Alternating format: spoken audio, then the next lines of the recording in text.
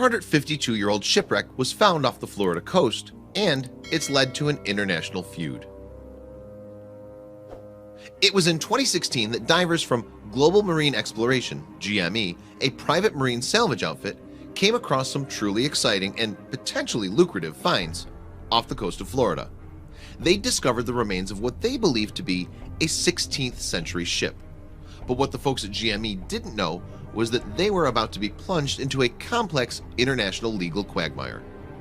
It's likely that this vessel was either French or Spanish, and it was in the seas off Florida because of the intense conflict that was played out between the two colonial rivals in the 16th century.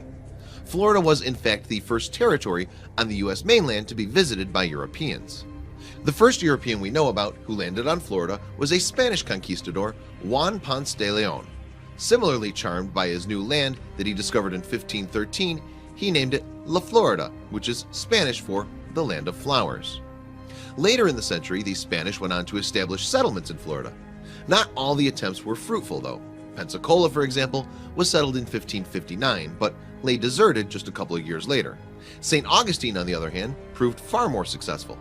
Founded in 1565, today it's the oldest surviving European settlement on the US mainland. The Spanish weren't alone in their desire to colonize Florida, however. The French also had their eyes on this new territory, in particular, the Huguenots.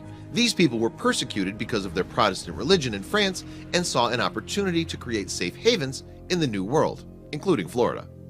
One such Huguenot settlement was established by René Goulaine de Londonère in 1564 in modern-day Jackson, Florida. It was named Fort Caroline, and its creation came just a year before the Spanish founded Fort Augustine. The initial 200 French inhabitants of Fort Caroline were reinforced in 1565 by further settlers and several hundred soldiers, after a fleet of 4 ships led by French explorer Jean Ribault arrived.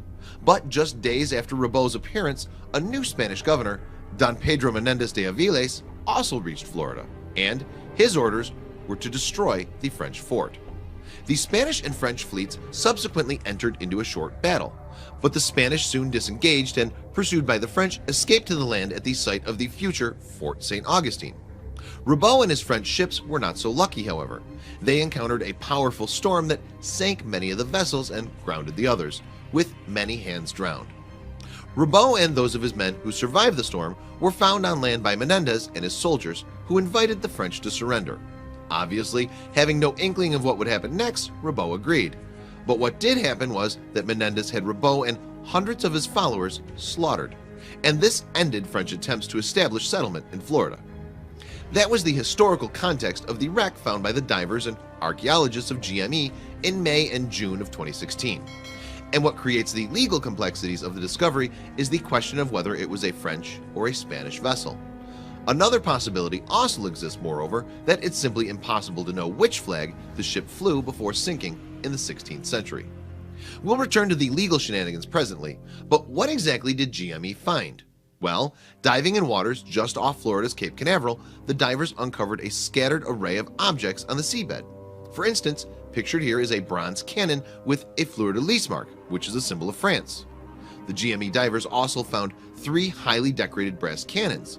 These weapons, GME boss Robert Pritchett informed Live Science, may be worth in excess of $1 million apiece. They lie in water from 15 to 25 feet deep amid sands that are continually moving. So the cannons could be covered by 3 feet of sand, or they could be covered by 8 feet of sand. It's different every time the wind blows, Pritchett told the Daily Mail. In addition, they found an impressive monument hewn from marble and sporting the French king's coat of arms. And this may be one of the earliest artifacts of European origin ever discovered in the New World. It's said to be very much like the monument that Ribault planted in St. John's River as a symbol of France's claim over Florida. Also among the remains of the wreck, which are scattered over an area that's 4 miles wide, were 12 anchors and 19 iron cannons, and strewn across the seabed there were pieces of ballast and ammunition, along with a stone grinding wheel. GME was originally given permits by the authorities in Florida to explore 7 areas off the state's coast. Unsurprisingly, having done the hard work in discovering these items, GME was anxious to go ahead and reap the likely benefits by salvaging the objects. The French government had other ideas, however. In November of 2016, it put forward a claim to the underwater booty, citing the U.S. Sunken Military Craft Act. This stipulates that such wrecks belong to the country that these ships sailed from, even if they're discovered hundreds of years later. Admiralty law and international law is very clear that the owner of a ship does not lose its ownership just because the ship sank. James A. Gould, attorney for the French government, told Jacksonville.com. GME's Robert Pritchett took a very different view, however. "We're going to fight them all the way," he said. The French are nonetheless claiming that they have conclusive evidence that the wreck is Trinite, the flagship of Ribault's little fleet, and the authorities in Florida have not only taken the side of the French, but they're also alleging that GME played fast and loose with the exploration permits that they were granted. GME flatly denies this allegation, however. Pritchett argues that although there are French items on the wreck, these could simply have been stolen by the Spanish. As a result, he says, the wreck may be Spanish, or even an English merchant ship. And that could make a big difference to GME because if it's a merchant boat, then the company would be entitled to 80% of the value of the artifacts. In contrast, if the wreck is found to have been part of a French royal fleet, it now belongs, lock, stock, and barrel, to France. The matter will be decided in court.